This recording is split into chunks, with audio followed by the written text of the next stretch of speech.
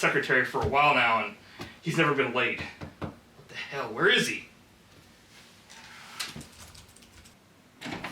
Thank God I'm here. Oh, hang on. Yes, thank you. Perfect. Everything in its place. For what? I spoke to our boss. I think he's going to give me that promotion.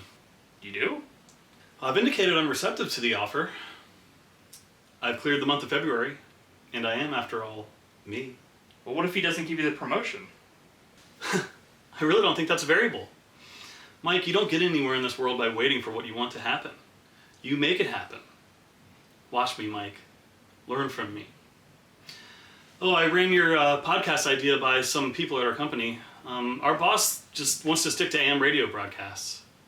But hey, it really wasn't out of left field. I like the idea. Keep plugging. Bring me your ideas, and we'll see what we can do. Thank you, Matt. Mike, look at me. Who makes it happen? I do. Who does? I do. I make it happen. That's right. And only then do we get what we deserve. All right, I'm off to my big ski trip. I'm definitely going to be coming back with both legs fully intact. See ya.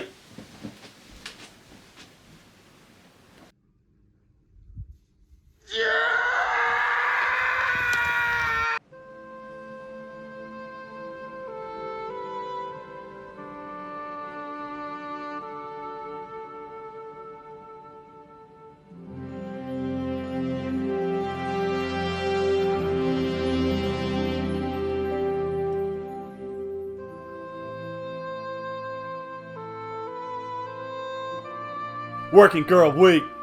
Yep. Episode 106. Let's hit the bricks. Cool. Is that the intro? Yeah. Okay. Woo! It's Working Girl Week. I'm going to unbutton a little button here. You ready for another episode? Business cash. Yep. I'm ready to rock and roll. How's that cig? It's totally real. Lung dart? And you're smoking because we're in the year 1988. Yeah. Which, is so awesome. I think we should do Working Girl first and then the pilot. I agree.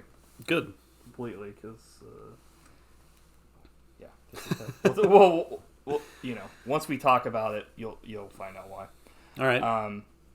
But I don't know if you want to mention this.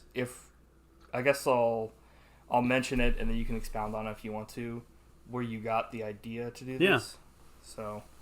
Yeah. So I've been wanting to do this for a while because I think this movie's awesome, and I wasn't sure if you'd seen it or not.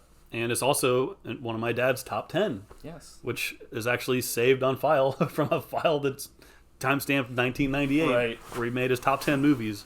After we did the episode last week, you took me in the other room and showed me the actual file, and I was like, "Good Lord, man, this is legit." Had you seen this movie before? I'd never heard of this movie before. Okay.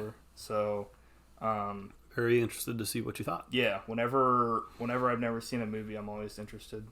It's very rare when you haven't seen a movie. And so, Real Men, anyone? Yeah. It's always an interesting experience when both of us haven't seen a movie. But it's just as interesting when one of us has, and we kind of want to see what the other person thinks about it. Yeah. So when you saw the cast, were you like, "Whoa"? So let me go ahead and skip down to my notes here, because there's quite a big cast here. I don't know if you have it written down. Yeah. Or you want to go over why you would say whoa to this, or not? Well, once you say who they are, because it's got Han Solo and Ripley. I'm like, why would you say whoa to this shit? Working Girl from 1988, starring Melanie Griffith, Harrison Ford, Sigourney Weaver, and Alec Baldwin, and Joan Cusack. Yes. Pretty ridiculous. Yeah, and it's funny that Harrison Ford's first build in this movie just because like he was the biggest star at the time, Right. and Melanie Griffith was like still pretty new. Right. When he doesn't even come into the movie for like 45 Yeah, minutes or yeah, so, like 35 he's kind minutes. of in the last Yeah. bit. Not that he's not a big part of the film, but like, yeah, like you were saying. But this movie was a huge hit when it came out. It was a critical success, and it won Oscar Gold. Just one, right? Yeah, won Best Director For the soundtrack, right? and Best Song for the Carly Simon song. What did you think of that song? Good. Yeah, I loved it. it's such a good song. She wrote one of my top 2 favorite Bond songs. Yeah, the theme to the Bane of Stapleton. Freaking Nobody Does It Better. Yeah, The best. I agree. That's an awesome song as well. My other one is Live and Let Die. Yeah. And all 3 of the women were nominated for Oscars. Yeah, I read all the stuff about it, and I was just like, how the hell did like they not win? Like, it's awesome to be nominated, but come the hell on, dude. It's funny, Sigourney Weaver was actually nominated for 2 different movies this same year. The same year. For this and Girl is in the Mist. Oh. And she'd been nominated for Aliens just a couple years Yeah. before, so she was on hot streak. Yep. Streak week. Or streak years. But I think it's an honor to be nominated, but definitely deserved to be a winning thing. Yeah, I agree I from don't know who all beat 3 of him them. out, but regardless, Yeah. like they We can look it up. but there was like some competition here, at least in this summer blockbuster season. Or wait, no, what am I talking about? This is notes for later. Sorry, my bad. My bad. But people might be wondering. I guess unless you have like the Yeah, just going back to the Oscars. Yeah. So Jodie Foster won Best Actress for The Accused, okay. and Gina Davis won for Accidental Tourist, which I've never seen either of those movies. I don't know if I've ever heard of either one of those movies personally. Jodie Foster, like, she gets raped in that movie. That's like the big thing. So Oh. pretty much that guarantees an Oscar. Yeah, But yeah, that's sad. That happened. Gina in the Davis. movie, not that like I'm like that's sad she won. Gina Davis, who we piled upon a couple of episodes ago for Yeah. being horrible in Cutthroat Island. Yeah, well, But you know who wasn't nominated? Matthew Modine. neither was Gina Davis because she wasn't in this film. She was nominated for something else and won. So yeah, yeah, it's kind of weird with the Oscars how that went down, but you know Oscars are kind of weird with that. They get it wrong all the time. Yeah, except for the song that deserved it Yep, for sure. totally. And I didn't know about the director. Yep. Whenever I was looking through all this stuff, I never saw anything about him even being nominated. So the lists I saw, they must have for some reason they're like, you know, to the directors. I don't know why. It's always a little bit weird when the movie wins Best Director but not Best Picture. It's like he directed did the best job directing, but not. Yeah, like recently I watched the Video Game Awards, like, you know, obviously like the Oscars of that or whatever, and it's the exact same crap where it's like God of War. I'm not saying one way or the other, but God of War took home like, you know, best actor, best this, best that, and I was wrong, by the way. He didn't win. He was nominated for Best Director. Sorry, his Best Picture maybe that's and why I Best didn't Director. see it. I was like, wait, what? Nominated but didn't win. But like it won like best game direction, best game of its category, best, you know, actor, best soundtrack, but like Elden Ring won game of the year. I'm like, huh? How does it not win, you know, like you were saying, and I think it was also like it won like best game director. So like how, yeah, like you were saying, how does a movie win all these awards and then not, you know, because it's politics. That's true. It lost to Rain Man, which I think is a good movie as well, but I like Working Girl even better. Yeah, Rain Man's okay. I don't hate it. Yeah. I think it's It's a fine I movie. understand what they're going for, but it's not. I wouldn't give it like as good a rating as I would give this film. Nice. So, So I'm getting the impression that you liked this movie? yes. Nice. In fact, I would even go so far as to say you have to watch this film. Wow. I agree. It's great. I wouldn't say that I was shocked because when you told me it was on your dad's like top 10, I was just like, holy shit, this is probably gonna be like one of the best films I've ever You seen. trusted his taste? Well, I you showed me what else was on there, and I was like, oh my god, this is like It was like Godfather, yeah. Apocalypse Now. Well, yeah, for it to make that list alongside all those other films, Star Wars. right, and then seeing what this was, because it's, you know, comedy, romance, drama, but it's more than those things. You know, you could say, oh, this is just like a romantic comedy, but it's really not. I mean, there is romance in this, but it's more about like a strong, like, character, like a female character at that, which is like shocking. I know. Showing that it can be done correct. Totally. And it's just like, it's funny. Yeah. It has lots of heart to it, and it's just highly entertaining and awesome. Yeah. Yeah, for sure. What was I gonna say? But like, yeah, like this. When did this come out? Yeah, you said 1988, right? Yeah, Christmas. I think. That's like the perfect time for this movie to come out too, because like everybody's looking for like a movie to go see over Christmas, and this is like, you could see this, even though this was like, what was this, rated R? Yeah. Like, I was gonna say, maybe you could see this with your family, but like there's some topless parts, but at the same time it's like, I don't know, like, honestly I would rather show my kids stuff like that than show them like a movie like maybe like that's super gory, Right. you know, like I don't want to show my kids like, I don't know, something where somebody's like super realistic and they're getting their heads ripped off, or something like a gangster movie or something. Like, hey kids, let's watch Hostel. Yeah. Like, I think for me, if it's like more fantasy, like if it was like Aliens, it would probably be scary, but at the same time, you know, they're like, oh, it's just kidding around, but like it's harder to differentiate if it's like a movie like Godfather and there's like a fucking horse's head in somebody's bed and people are getting like plugged and shit. Yeah. So do we want to go over the synopsis, or do we want to just, how do you want to do this? Okay. I don't know. It's weird. Like I got a synopsis here, but this is not the end all be all of what this movie's about. So anyway, it says when a secretary's idea is stolen by her boss, she seizes an opportunity to steal it back by pretending she has her boss's job, which is not quite. That's accurate. like a blockbuster back, Yeah. but it's also it's kind of like, since the movie is better than that, it's hard to like, you know, you're missing a lot of like nuance in that, so which we will go over. So let's see here. We talked about Let the River Run, for which Carly Simon received an Academy Award for. Yeah. Which is a wonderful way to set up the film with shots of New York and stuff. It's so awesome. Like, this movie just starts and it's like, boom, the song's like blaring right away. Statue of Liberty.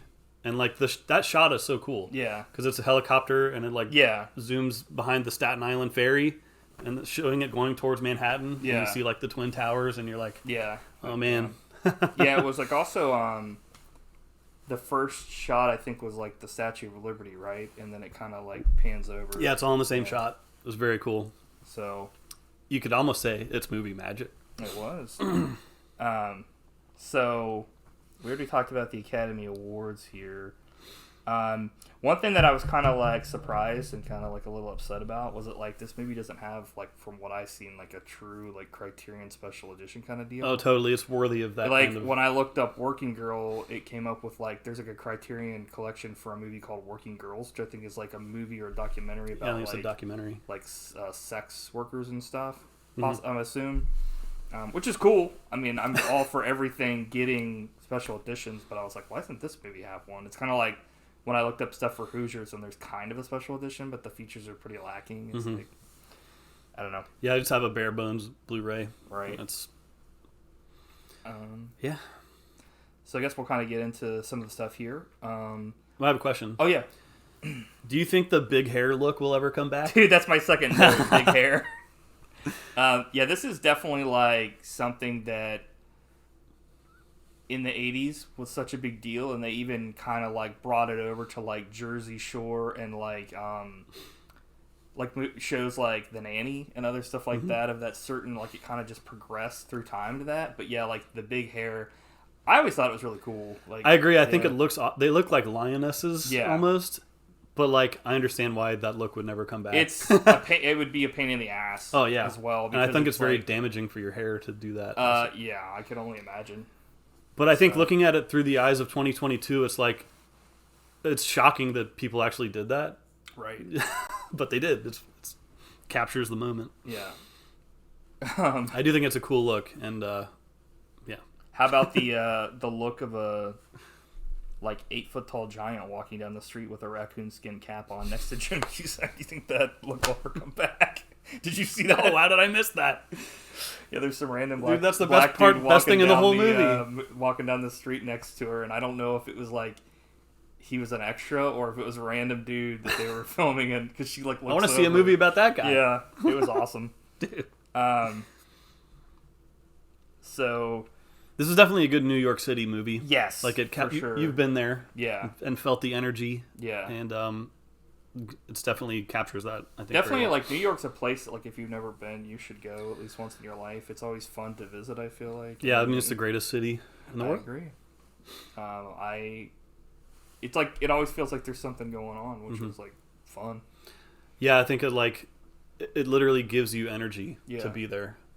It's special. I don't know how. It feels weird. I mean, I don't know how it does that, but it just, it's like you go there and you feel like you're always connected to other people. And I don't know why. It's like, I don't know anybody there, but at the same time I felt more like I was connected to other humans, even though I never said anything to them, than just people around the area where I live. Probably because everybody's actually out next to each other and stuff. And it's like real face-to-face contact.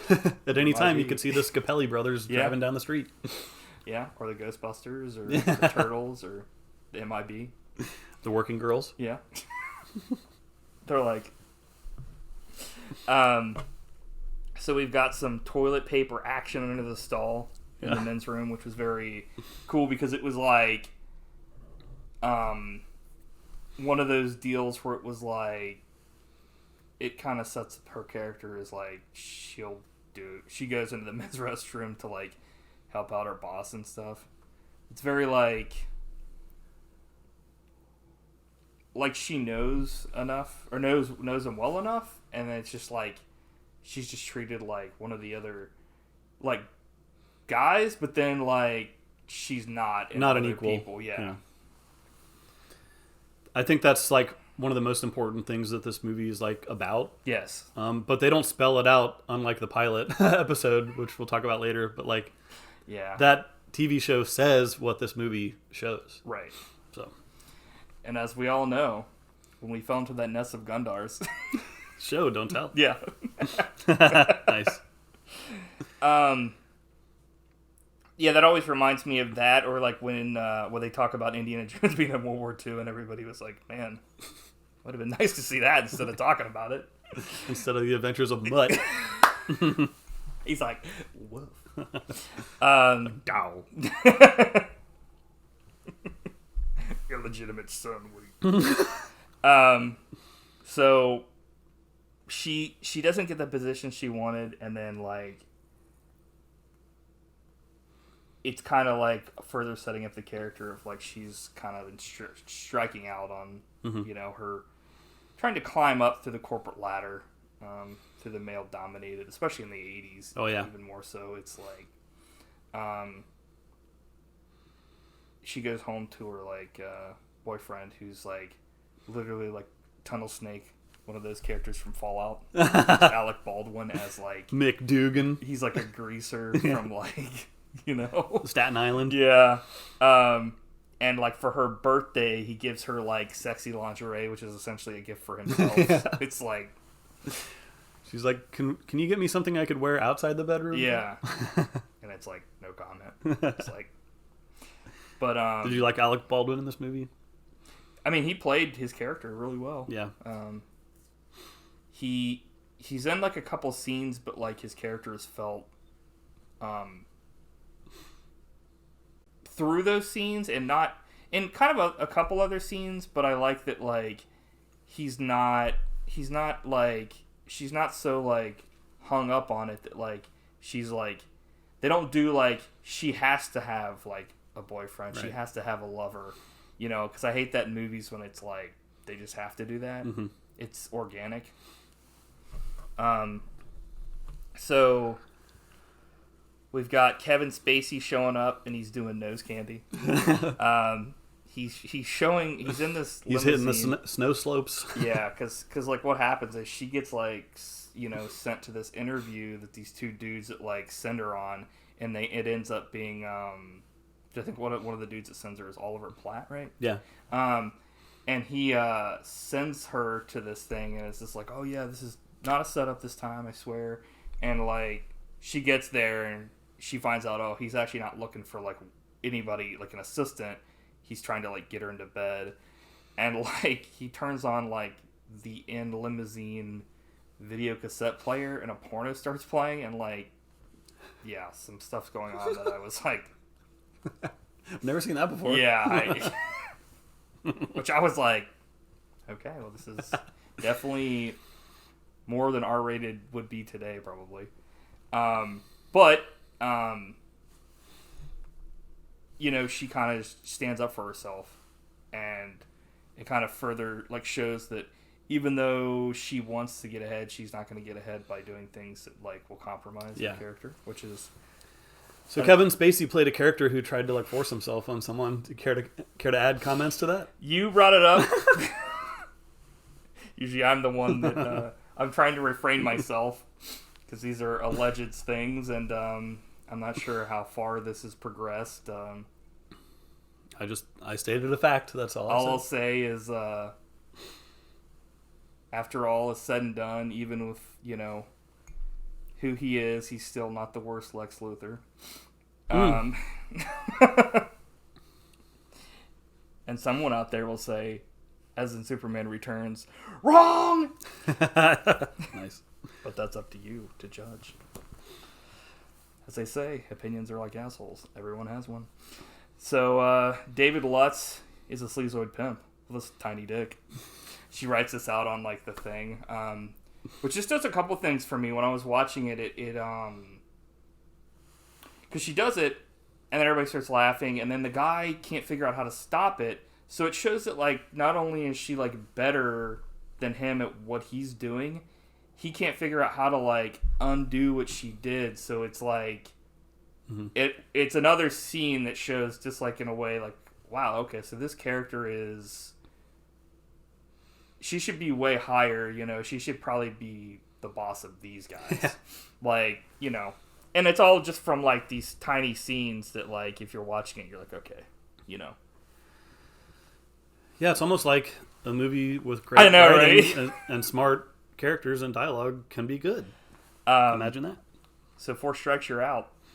She's being like placed in a new job, which is like I don't know if they do this anymore, but I guess they probably do. But it's like something you don't see as much in movies anymore. But like she goes to a person that like places her into her next position because like she was unemployed. She was fired essentially, so she unemployment. Did you notice where they throw her a surprise party? Yes. Did you see who one of the guests was? No. He's only in like one shot of this movie, I think. It was David Duchovny. Oh, he's sweet. One of the dudes like Nice. who's like surprise, and this was Nice. his first ever thing that he did ever. Dude. So blink and you'll miss it. Yeah. Just like I missed the 8-foot tall raccoon hat guy. Fox Mulder. He's coming. So, from one attractive humanoid to another, Sigourney Weaver shows up. So, I'm a fan. Big time. Sigourney Weaver, people know her from many things. She plays Ellen Ripley in Alien franchise. Dana Barrett in the Ghostbusters stuff. There's so many things. I mean, Avatar, Galaxy Quest. Yeah, Galaxy Quest. Anything that I don't mention here, I'm gonna feel bad about not There's like mentioning. a lot more. Right. She's great in everything. Yeah, she just does a lot of stuff, and I'm sure I'm missing like, a bunch of stuff, but it's always great She to shaved see her her head show. for Alien 3. Yeah.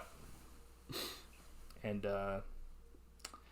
yeah. But in my mind, like, there's lots of... This movie's, like, just full of great acting, but Yes. she steals the show. Like, she's amazing. She's like... Everybody's like...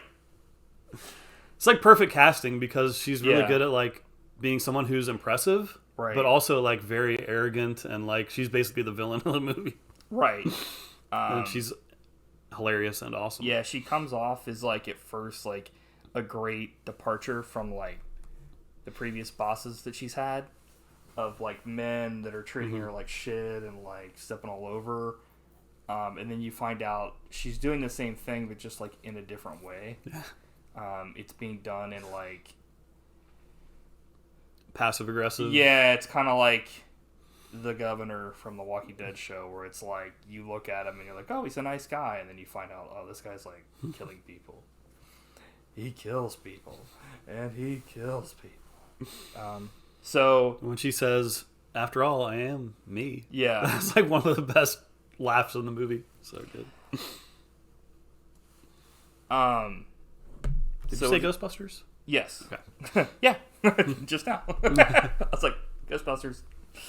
So she gets brought in to take notes, and this was on a part in the movie when I was just like, oh shit, this is when I knew I was probably going to really, like, I knew that there was going to be, like, issues with me taking notes as much, because she gets brought into the take notes, and I was so engrossed that I started taking notes. Like, I would get in trouble if I didn't. So I was like, fuck, dude. This is, like... That's awesome. Yeah, so it was like one of those deals where it was like... Because it was just like the way they shot it and the way she always acts. It's like, you never know how she's going to play a character. So she's very authoritarian. Yeah, authoritative. Yeah. But not like in a bad way, in a way that like... And it's not over the Yeah. top either. Like, this, like, there Yeah. are people like this. Right. It's crazy. So then she, like, they've got a party where they're serving dim sum, and she looks really sweaty, like she's got the flu. That was, it just stuck out to me as like a... Who's Sigourney Weaver? No, Melanie Griffith? Yeah, yes. Well, I was hesitant to bring this It up, looked very but horrifying. according to, like, the trivia and stuff, like, she was in a really bad spot at this time. And, Melanie like, basically Griffith. her and Alec Baldwin were, like, going out and doing cocaine all night, every night. And, like, Jesus! there was even a time where they didn't even show up for work one day. And, like, Oh, Melanie Griffith. yeah, the studio had to, like, fine her $80,000 for that. So, like, she was, like, in very bad shape. At So this maybe time. in that scene it wasn't acting. She Yeah. was maybe, like, actually fucked up. Like that scene where, like, Kurt Russell's, like, has, like, severe flu in, like, Big trouble. in Yeah, China. you can tell. Yeah. Something's wrong. I thought that maybe they just did that because of, like, the steam and she was Maybe. overworked. But, Oh, like, yeah, I'm sure that was part of it. But it also was, like, that. I thought it was kind of weird because the next scene she's, like, completely dry. So I was like, this is kind of weird. Is this, like, a fuck-up? But I don't know. You never know. But that's all allegedly, I guess. But also, did you know that she had to have reconstructive surgery because she got mauled by lions?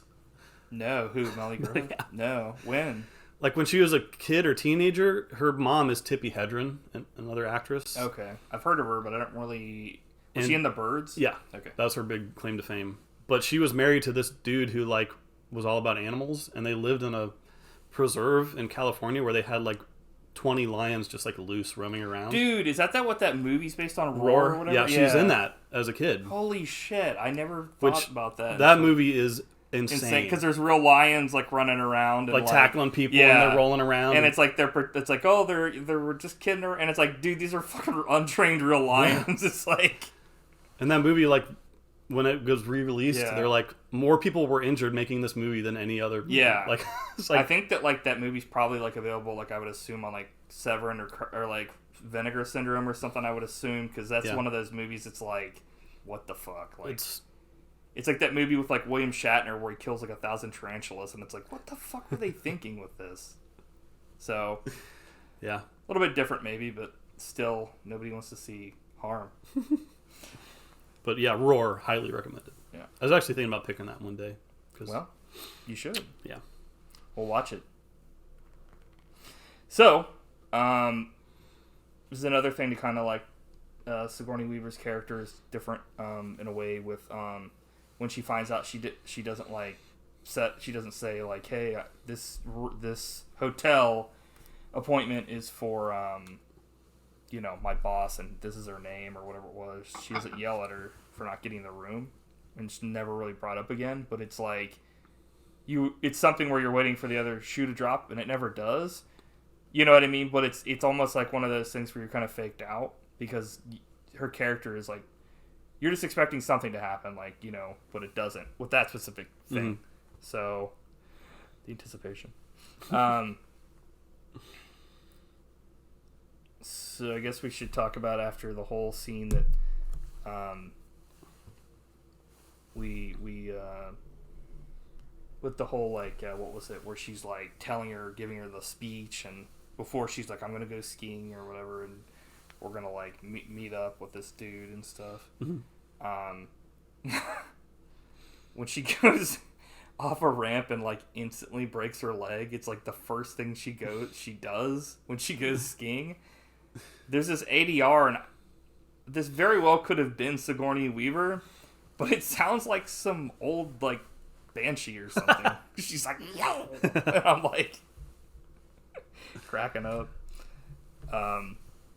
Yeah, like that was just like there's nothing subtle about the humor there. Like, yeah, that was it's probably just like the pure, most slapstick.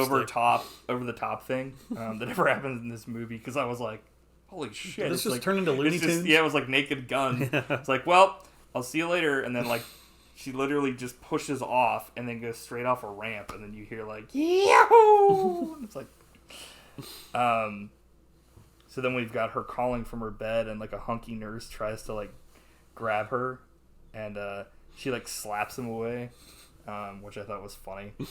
Like the two nurses or doctors that are involved with like helping her when she broke her leg are like kind of like ripped and stuff, and it's kind of like you see what they did with the scene and stuff by like doing that specifically. Every time they cut back to her, they're like partying harder. Yeah, Like, there's more people. Like, later on in the movie, they have like there's actually like a bunch of people like all like in there and stuff. Good stuff. Good business.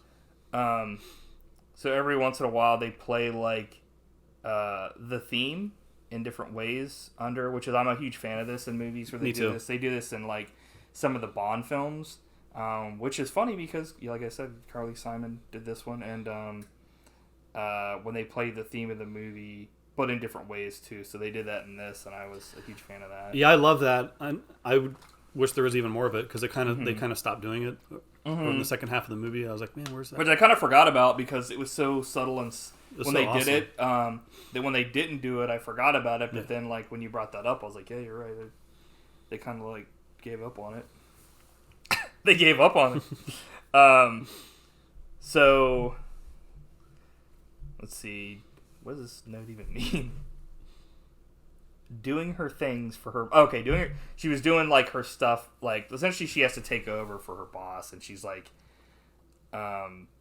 she's doing everything, and then she finds out that like her boss was like took her idea and was going to use it as her own, and she was like, what the she was pretty pissed because she was like, I was like totally thinking this person was like on my side, and was like, and that's when she just starts like, she's like drinking, and then she finds out like Alec Baldwin, like her like boyfriend, was cheating on her, and things just kind of were like spiraling.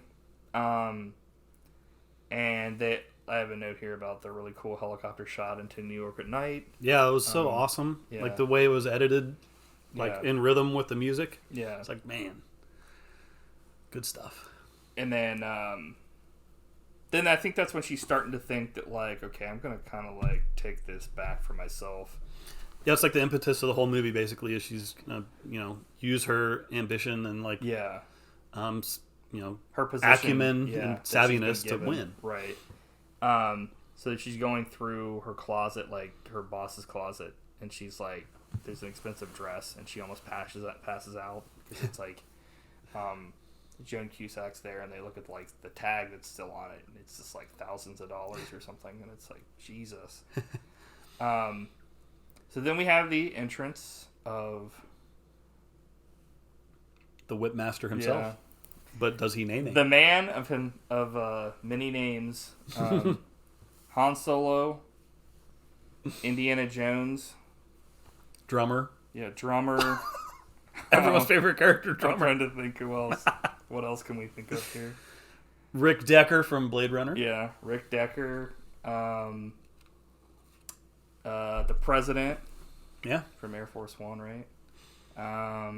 Get off my plane. Trying to think. This is horrible because like I should know more. He was Jack Ryan in a couple of the Jack Ryan movies. Yeah. As was Alec Baldwin. Yeah. It's As a meeting I of the think Jacks. A lot of people have been that Yeah. character. I'm sure I'm missing a bunch of stuff. It's like what's her face? Sigourney Weaver. Mutt's like, dad. Yeah. Yeah, Mutt's dad. It's Mutt's dad himself, Indiana Jones. That's played by Harrison Ford. What did you think of him in this movie? I like Harrison Ford. I like him in this film. Part-time. No. I like him in this movie full-time. Yeah, it's fun to see him do something a little bit different. I like Harrison Ford. My only caveat with Harrison Ford is some of the stuff that he kind of did, like, in his later life has been a little, like, rocky in my opinion. Like, it almost seems like he was kind of phoning it in. I want to say this with, like, a caveat because I said the same thing about Bruce Willis and then I learned he had aphasia. So hopefully that's not the case. I think Harrison Ford also, from what I read, has, like, a lot of social anxiety. But he also could just, I don't know. I think mainly the only roles where I really felt that he was kind of phoning it in was, like, the Kingdom of the Crystal Skulls and one of the Expendables was kind of like, but like, Oh, he's awful in Expendables Yeah. 3 as drummer. yeah, but which sucks because you watch this movie and like, Harrison Ford brings it when he wants to bring it. He's as good as he once was, and what the fuck? That's like a picture of not Harrison Ford, not him, but on that other thing, like up there, it was somebody else. Oh, it's an ad. Never mind.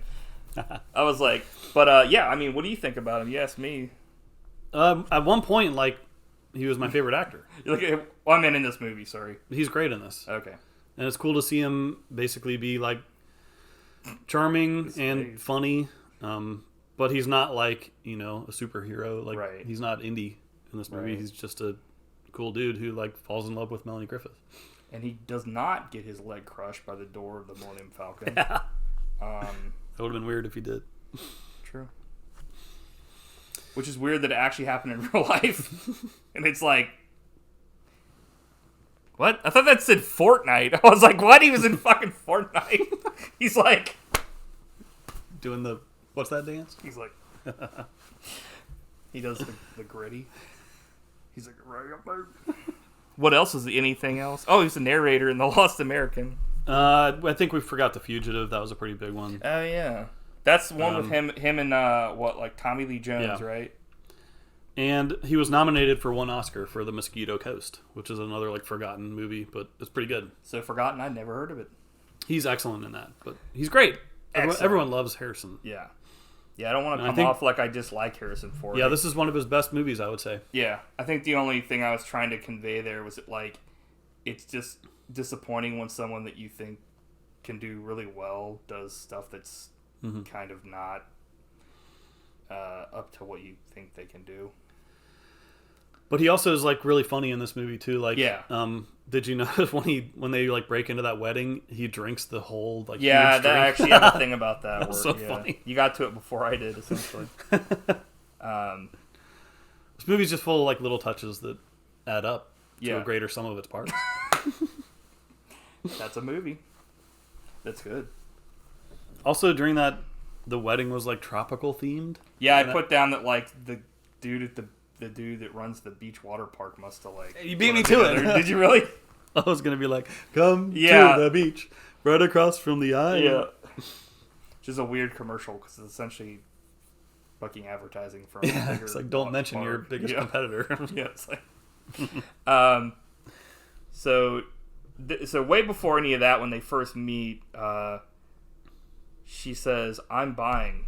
He says, "It's an open bar." I knew that. I meant if it wasn't, I'd be paying. Which that got a laugh out of me. I was kind of like, because it wasn't like laugh out loud. I wasn't like, holy fuck, dude. You know, move over C.S. Lewis or wait. Not C.S. Move Lewis. over, C.S. Lewis, the funniest dude in history. The creator of Witch in the Wardrobe. I meant, I don't know what his name is, but maybe he's not really that funny either. He was funny for a while, maybe, but he was Liquid Hot Narnia. he's like, I have kids. I'm like, cool. So I have a head for business and a bod for sin. I thought that was hilarious. Great line. Because it was funny because it didn't seem like a line that she would say, but she was drunk, so it was like something that made sense. Yeah, she accidentally mixed up booze and pills Yeah. and like had a problem. So Harrison takes takes her home or takes her to his house because she's so wasted can't even say shit. And he like is talking to her limp body because he's carrying up like to his apartment, and he's It's like just, carrying her home caveman style. right by her hair. And which, speaking of that, do you think that okay, it probably did happen, but I just thought it's so weird that the whole idea that like somebody being dragged by their hair like probably wouldn't be able to work for me. I ain't got no hair. I'll tell you a story offline about that. Okay. You're like, I'm gonna drag your ass around You're here. getting dragged. You're like, what a drag. You're like, yeah. Get the fuck over. So he's talking to her while she's passed out, and he's like, you know, it might be a little messy. The maid hasn't been here. You know, it depends on when she's been here and stuff like that. I don't mind it, but other people say stuff about it, and it's just like funny because it's like obviously I'm sure it was scripted, but it came off very like ad-lib because it was natural. Yeah, it's a great Which I scene. thought it was cool. The whole part in his apartment is great. Yeah. And then the next day, she's like, what the hell happened? He's just like, I got the photos to prove it, baby. And then he's like, actually, nothing happened. So he's like, just in that scene, it like shows, okay, this guy's like a good guy. Like, he didn't take advantage of her. He was mainly a gentleman, Right. but not 100%. Right, because he like took her clothes off and put her in his bed. So it was a little weird. He's like, I didn't peek. It's like... And he's like, He's pushing it. yeah. I'm like, I'll allow it, but watch yourself. Yeah. It's like, eh. There's a cool part where she, like, they essentially run into, like, this was, like, something that reminded me of, like, a film that came out later on, Tommy Boy, where he, like, he's an, you know, they're like, he's an idiot, but he, like, once he explains his points, they're like, oh my god, like, he knows what he's talking about. Mm-hmm. But, like, she does the same thing here. Obviously this came first, but, like, where they're like, you know, that's not going to work, blah, blah, blah. And then she's like, explains all her points why, you know, it's a good idea to go into radio and stuff. And they're like, okay, we're convinced. And it's just like, it's cool, once again, to like show that a character is smart and knows what they're talking about instead of like just saying it, you know. So we've got Joan Cusack with her like huge ass hair. So she was nominated for an Oscar for this. hair. Best hair. What did you think of Joan Cusack in this movie? She definitely played like her character, but every time I hear her, I can only like she has a very distinct voice. So even when she's trying to like cover it up by doing an accent, like it was very, I could still, you know, like not like that's a knock. I'm just saying like, you know, she sounds exactly like her character from Toy Story. She sounds exactly like her character from like, you know, Addams Family Values and all that stuff. I like her. I think she's like a fine actress. It's weird because I don't see her in a lot of stuff, or at least maybe I don't see movies that she's in a lot. Maybe, but yeah, I thought she was good as like the best friend. There are some things that happen a little later in the film that are a little kind of like, what the fuck? Like, why did the best friend do that? But it's also like kind of like maybe a little realistic to kind of like have a character that's not backing her all the time, maybe. But we can talk about that, I guess, when we get to it. But overall, I thought she was good. Yeah. I mean, obviously, I'm not like her character did this, so fuck her. Yeah, I think the line, probably the most famous line from this movie, is where she says, "Coffee, tea, me." Yeah, I have that down. I'm sure that was in the trailer. Yeah. And that was the only thing that happened in the trailer. It's like, wait, what?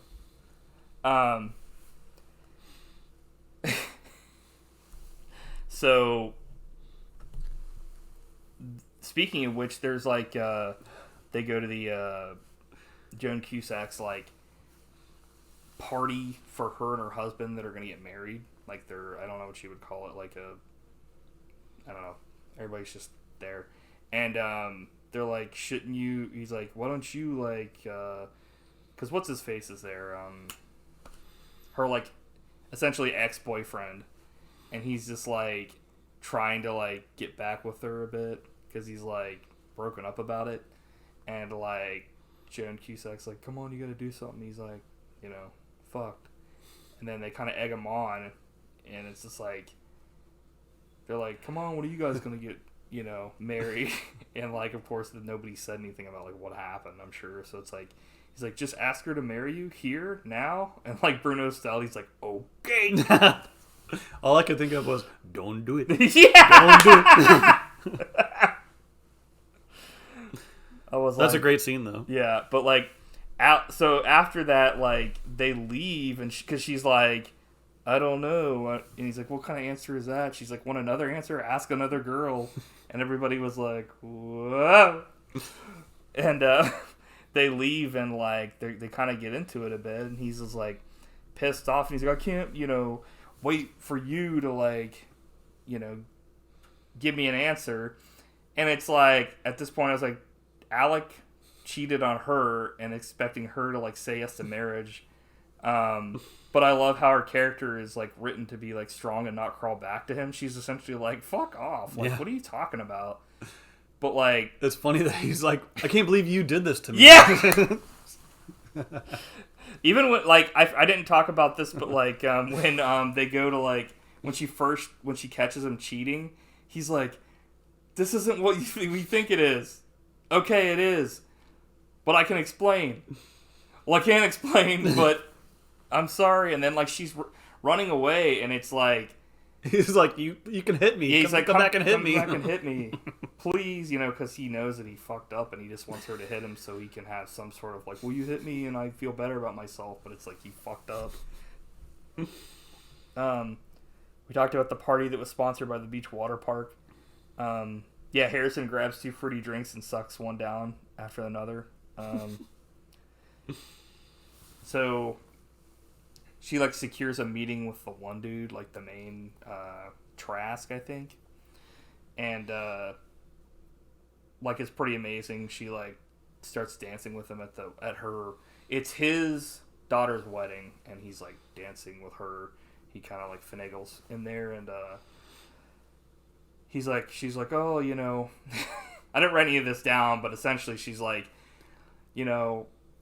I told your people like they didn't want to talk to me, but like I didn't think that the man that revolutionized the microwave and all this other stuff would be so close-minded to all this other. He's like, you thought right, when do you want a meeting? And I was just like, dude, she essentially like goaded him, like, if you say no to this, you're a dumbass or whatever. Like you're essentially being close-minded. For some reason I have a note that it says Harrison. Harrison. Yeah. So they're up at night talking about like stuff, and he says FCC ruling. All I can think of when I hear that though is like, so the FCC won't let me be me, like the Eminem song or whatever. Nice. But they were talking about that.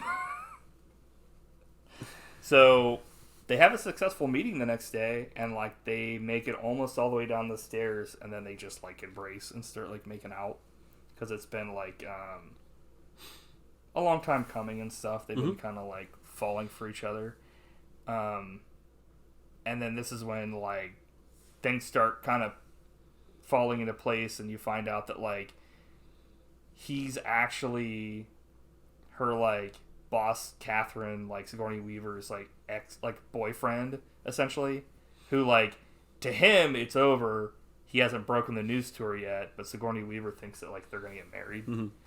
But she finds it out and she's just like, fuck it, and they just have sex anyway, because she's like, you know, she screwed me over and he likes me and he doesn't want to be with her, so Yeah. Awesome soundtrack. We've got topless vacuuming, giant gorilla. Yeah. Another, like, this line cracked me up so much when Sigourney Weaver comes back. Yeah. And she yells to Melanie Griffith, "I'll need help bathing and changing." So cracking up, like, what is she, a human baby? Yeah, I was like, what? There's also a part here where you almost think that, like, she completely fucked up, because she comes home and she's like, the thing is still up, and she's like, you know, I don't want you, she essentially is just like, about your idea, you know, like, I wanted to run it through, you know, this other stuff before I said that it was about you, because I don't want Trask to think that, like, I was stealing your idea. And I was just like, at that point, you're like, shit, did she essentially, like, fuck her boss over when she wasn't really going to screw her over? You know what I mean? Yeah. But you kind of find out later on here that even if that was the case, she turns it around on her and like does take credit and try in her true colors come out. And then like instead of waiting, she actually pops a question to like Harrison Ford, and he's like, I did, just as a huge nerd, think it was cool that this movie has like Han Solo kissing Ripley. And Ripley wants Big Jack to come out. Big Jack. I was like, what about Big John and Little John in this movie? fuck off. Not you. Them. No.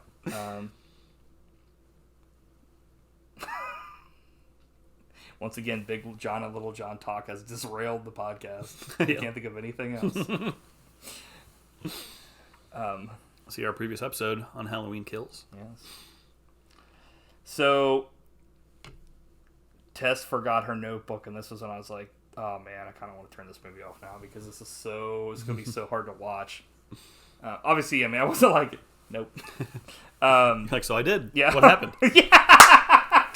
I'm like 0.95. And she looks at it, and I was like, like her boss or whatever. So Harrison and like Melanie Griffith, like their characters go to this like big meeting to secure like The boardroom. Yeah, boardroom. And they say "I love you" to each other. I was like, oh dude, this is so cool. This is awesome. You know, like they're finally together. Playing footsie during the meeting. Yeah, actually, I have a note here for that. And Does then it involve Quentin Tarantino? the evil witch of the West shows up. That bitch. Sigourney Weaver storms in and ruins it. That was the biggest laugh in the movie when she says, "Thank God I'm here." Like, who would say that? And who's she saying it to? Like, herself. She's actually saying it to the audience. What? Thank God I'm here. I want to do that someday when I walk in a room. See what happens. What are you talking about? You say that every time that I show up to Oh your yeah, house. I've been exposed. Wait, why would you say that when I come to your house? I guess that makes sense, though. Thank God you're here, because otherwise, who the fuck would let me into your house? That's true. I like open the door and you're like, thank God I'm here. I'm like, yeah, true. So then kind of like this is like the sad part of the movie before things kind of possibly take an upturn. We'll see. Mick is with Doreen, so Alec Baldwin's character is with the lady he cheated on the main character with at the wedding of what's her name? Joan Cusack.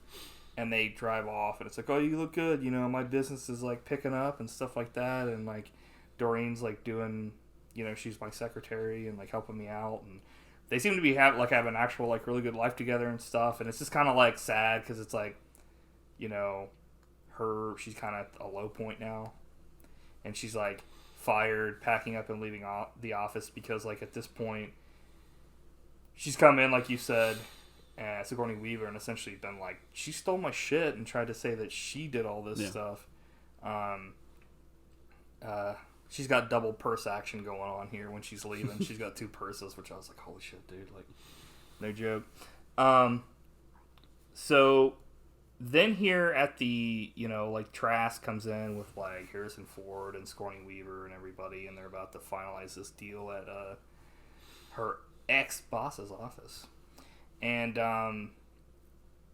before they all go up together, they're like, come on, get in here, Harrison Ford. And he's just like, I'm not going in without her. She's the one that, like, you know, and Trask is like, think with your head, not with your dick or whatever. And it's just like, dude, what an asshole. And, you know, he's like, it's not about that. You know, she came up with this idea and all this stuff.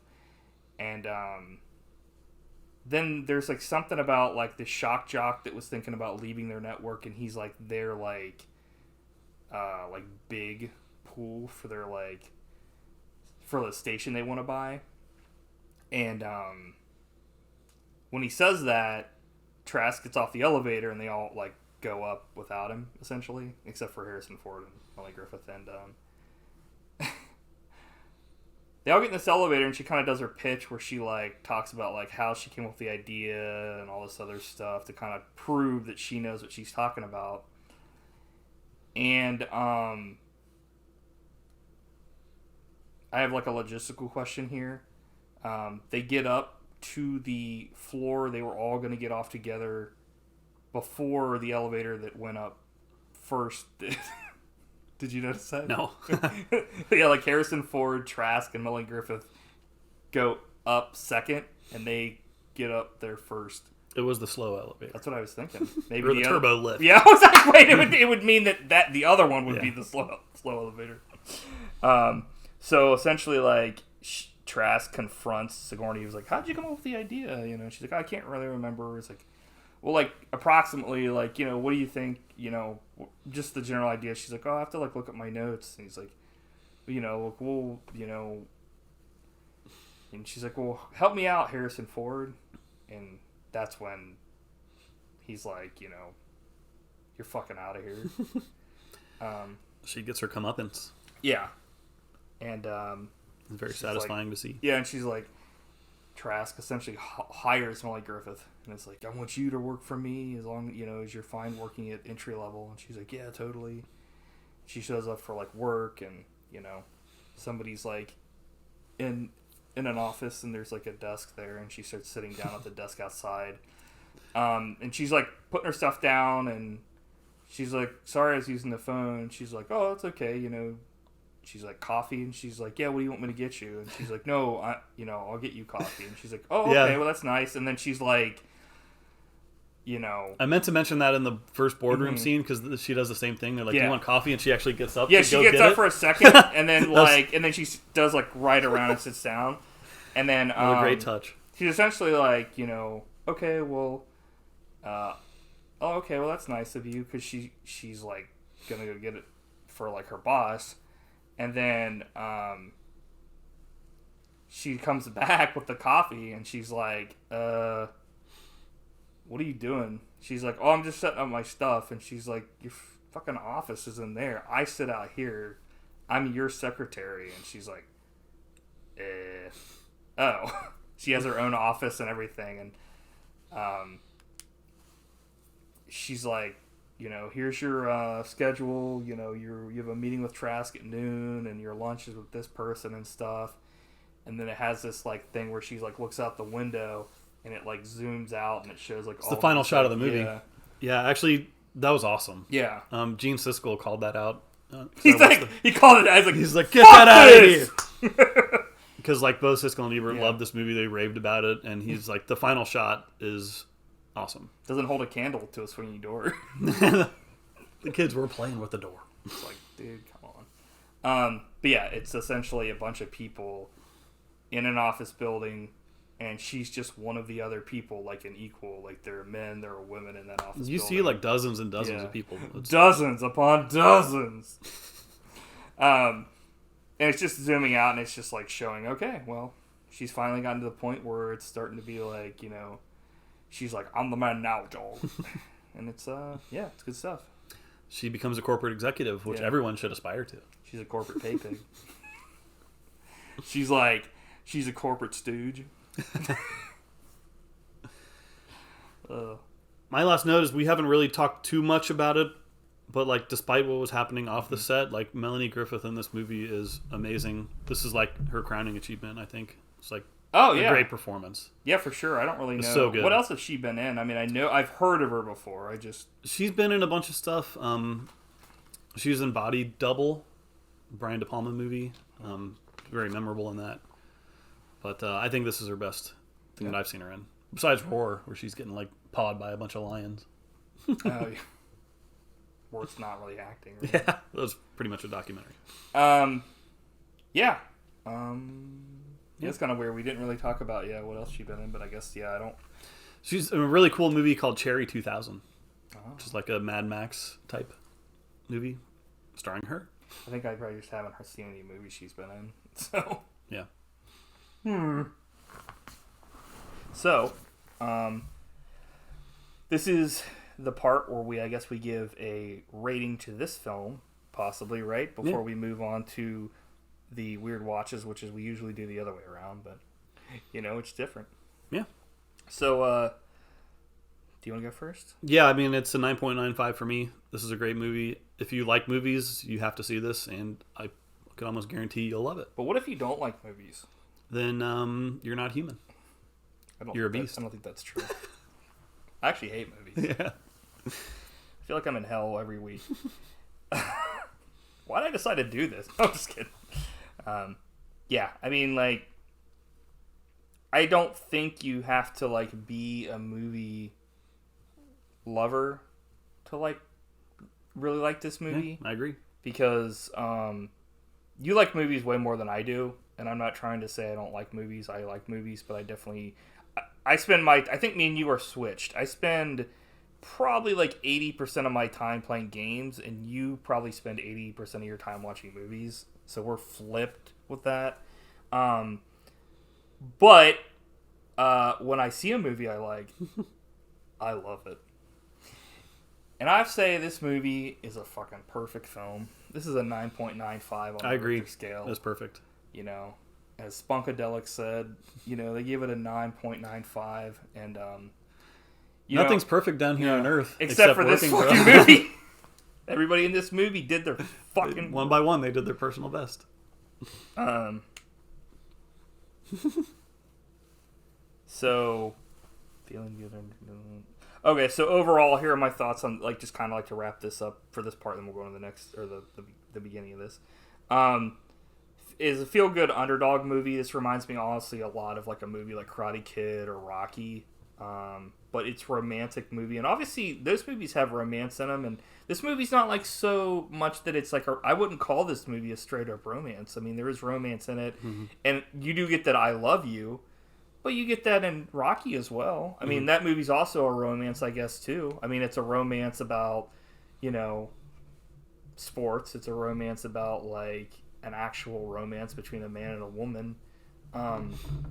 But I say Melanie should have gotten an Oscar. I feel like, Harrison Ford should have, and I feel like Sigourney Weaver should have gotten an Oscar for this film.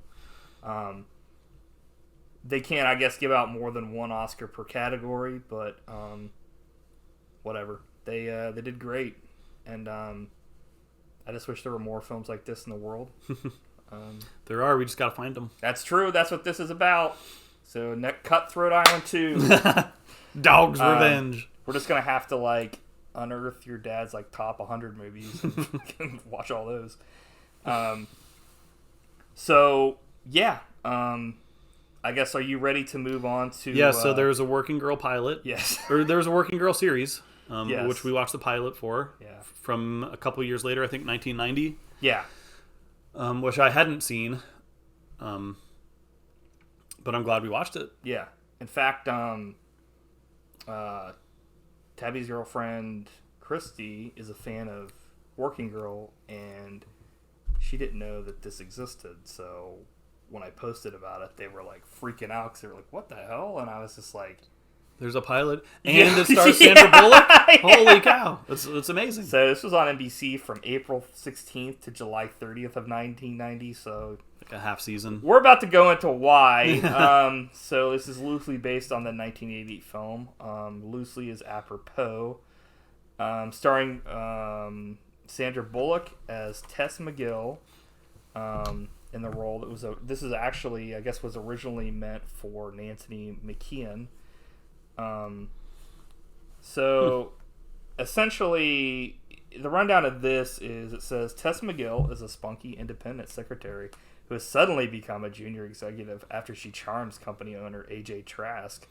Tess's first challenge is to survive working with her antagonistic, uptight, immediate boss, Miss Bryn Newhouse, otherwise known as the Company Witch, played by my personal favorite, my girl, Nana Visitor, Yeah. a.k.a. Major Keira Reese of DS9 fame. Were you happy to see her pop up? Oh, hell yeah. Yeah, me too. Anytime she shows up, great. I'm like, yeah, baby. I'm like, nah. yeah. I was like, But she was great in this. Yeah. I thought like she's perfect for this part. And Oh, yeah. played it really well. Like, and so- I thought Sandra Bullock like is clear that she's going to become a movie star when you Right. watch this, because this was very early on in her career. yeah, and I'm not trying to crap on anybody that was really in this, because I mean there are other people in this that are actually like not, like Tom O'Rourke is in it, I think. Oh wait, not Tom O'Rourke. Who's the dad? I don't remember. I thought he was okay. I mean they're David Schramm. yeah, it's like should just he should have been the boss, David Schramm. But this is like they took the idea of Working Girl, but the only thing they kept was they liked the name of Trask, but they didn't keep like his actual name, and it's like they changed everything about it that made it like good for the most part, because it's like it essentially acts like it takes place after the movie, but like she's a secretary in like with a bunch of other people. Like I didn't get what the fuck they were going for there. It's basically like an Evil Dead 2 situation. They're just redoing this. Right, but they're not, because they essentially like, because at one point she talks about she's working for Trask for 6 years. Oh, really? Yeah. Huh. And I was like, what? So this takes place 6 years after So the she basically fucking failed. movie? Right, that's what I said. I was like, did she fuck up so bad? I didn't catch that. That's dumb. Yeah. That's why it's like, oh my god, this is even worse than I thought. I mean, that Her doesn't... dad's Super Mario. I thought this wasn't very good.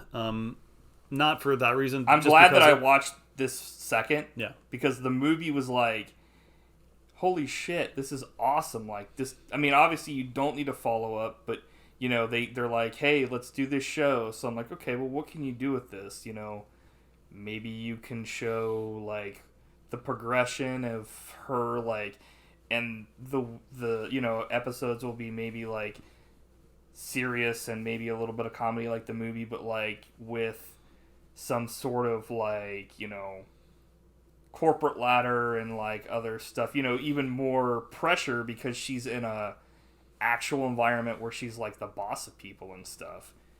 But instead she's like in that position, but she's like a secretary, and there's like some random dude giving her a dog at one point. Well, that's the movie hits the tone perfectly between like Right. comedy and drama, and this is like seesaws back and Yeah. forth between like basic level sitcom and like these dramatic scenes, and it doesn't like, it's just like a whiplash effect. It's really weird because when they do the dramatic stuff, it's like, Neither one's very good.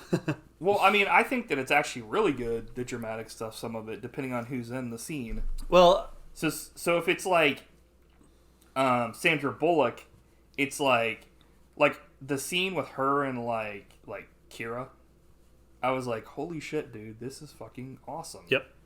Like this is what the movie is right here. This is like the acting level of the movie. Like this is what we're looking for. But it only happens in the last like 5 minutes of the fucking show, and then there's some random part where she's in her like parents' like deli or like whatever the fuck they're running, and like her dad's giving her this like talk about how like she can't make it. That's the scene I hated. And then like so then they do this shit where like she runs out and she's like, I can't, why would you say that to your daughter? He's like, I don't want her to get her heart broken. And then the mom's like, what do you think you just did? And he puts on this face that like actually is like, holy shit, this guy kind of can act.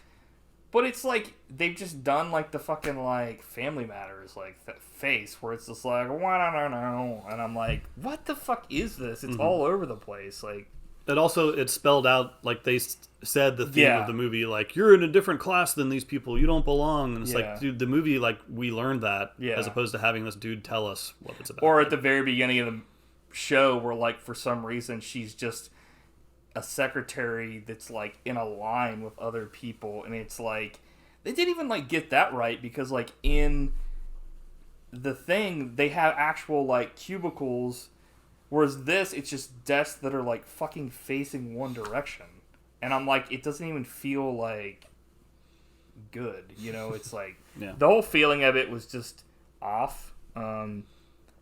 But like you said, there are parts like, I mean, there are people like Sandra Bullock and Not a Visitor that are like, okay, this is good, but like the rest of this is just like trash. It's trash. So yeah. Of course they have a thing where there's some random dude that's like hitting on her, Sal asking her out, like, okay, Harrison Ford's character is nowhere to be seen. Like, there's no, like, it's like, it's just, for some reason they took, like, the character, and they kind of took an idea of it, like, but it's like, this is like an alternate dimension, where the movie was, like, the worst shit you've ever seen, and the fucking, it got, like, a TV series. Yeah. It's just the same shit, so. But I totally agree with everything you said. I probably would watch a couple more episodes of this, but only because like the Sandra Bullock factor. Like, she's good enough to drag the show way up from like the depths. So. I'll just stick with the movie. Fair enough. I don't know. I feel like I would rather not watch this. It's definitely better than other stuff we've seen, for sure. Honestly, the only thing that was really keeping me was to see, like, Kira. Yeah. I like Sandra Bullock. She's fine, but her character sucks in this. Like, it goes back and forth. They made her, like, infantile horrible. In some scenes. Like, well, they hit the resetting button on her character so hard that it's just, like, not even really worth it. It's like, dude, this is dog shit. But I actually have some interesting stuff here, unless you had any other that's things all I got.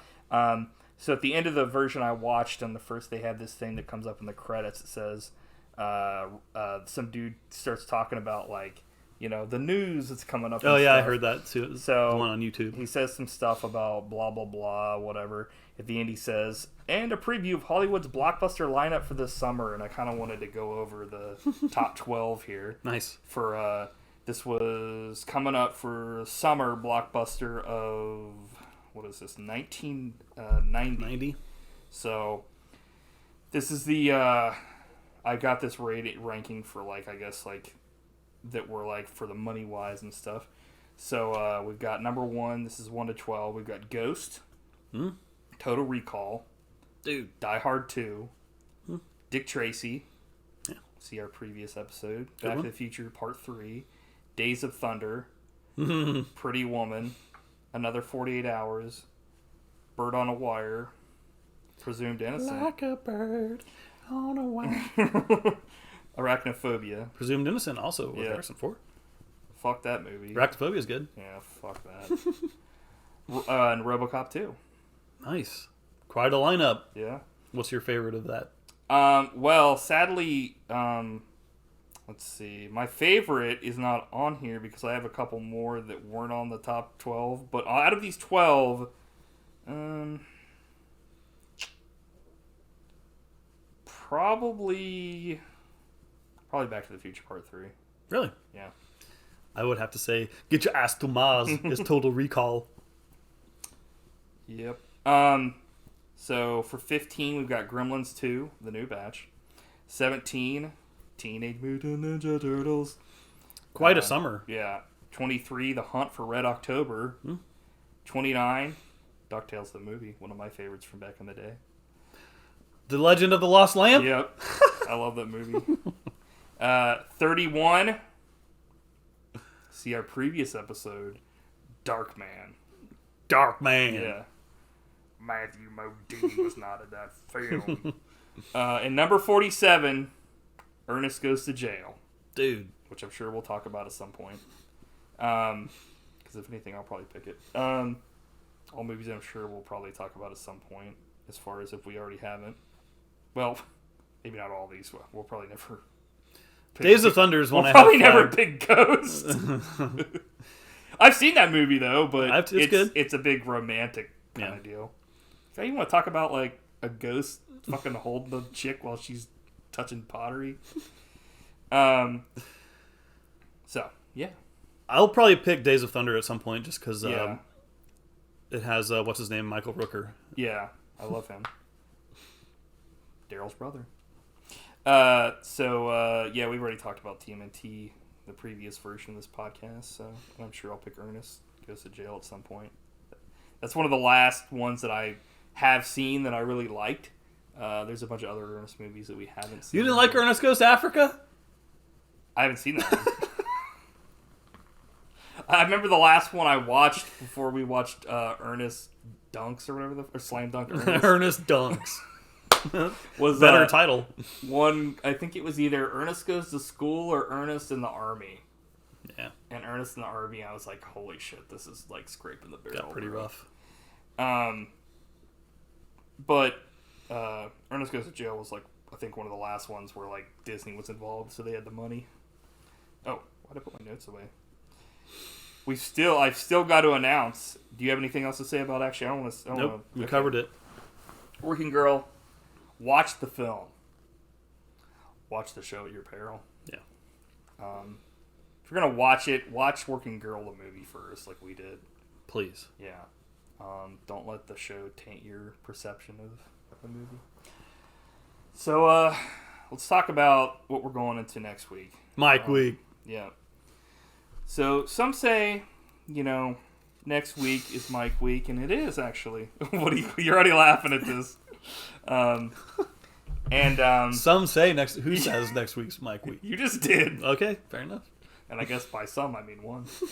And that is true. But next week, we're looking up at the stars for when we possibly will make first contact. And when we do, hopefully, those we meet will live long and prosper. Will there be some kind of trek involved? Next week is Star Trek First Contact. Whoa! And for the Weird Watches, the only show that I haven't watched out of the Star Trek shows, that I have my fingers crossed for this, because I really like one of the characters that leads this show, and the actor, Star Trek Strange New Worlds, with Anson Mount as Pike. Probably the only thing salvageable from the Discovery era, in my opinion. You're playing with fire with this pick. I really like Anson Mount. I do too. And his character is awesome. So we've got one half of a good thing going here. Yeah. So I guess we'll see. New track. Fool me once. Yeah. Shame on New me. track v. Fool me old 10 track. times. Yeah. Shame on all. These are two different eras colliding. What will right. the results be? We will be the judge, and you will be teleported for entertainment. So I guess that's all I really have to say about this week. This was good stuff. I'm really glad you picked Working Girl. I was confident you'd like it, Yeah. but I'm glad that you loved it as much as I do. Yeah. like I said, the only thing I was kind of upset about, there's no special edition. Yeah. But that seems to happen more often than not with like really good This movies. is totally worthy of a Criterion Yeah. level release. Maybe someday. Yeah, that's true. I'm holding out for Harrison Ford commentary. Yeah. Yeah, I'm fucking right. As drummer. Yeah. I wanted a Gene Hackman commentary on the movie, but I don't think he's ever like watched one of his films ever again, let alone commentated on it. But stick around because we've got a surprise for what we're going to be doing for Mr. Hackman at some point. Mean Gene. Yeah. Mean Gene, dude. Been drinking Agent Orange, brother. Been eating cakesters, dude. Gangsters. Are you talking about Strange New World with Anson Mount Jack? You better watch out. And I'm glad you picked it because I've been curious about it. Let's see. Yeah, Let's see if the writing's as bad as the other Right. shows or not. But Hey. Thanks for listening.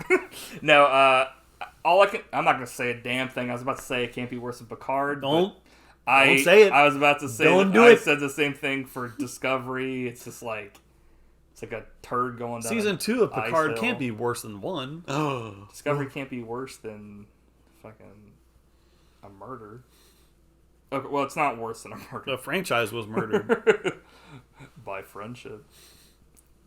Okay, so I guess that's all we have to say about Working Girl. Okay, well, that's all I have to really say about this week. So next week we're going to be talking about Star Trek, and what do you have to say?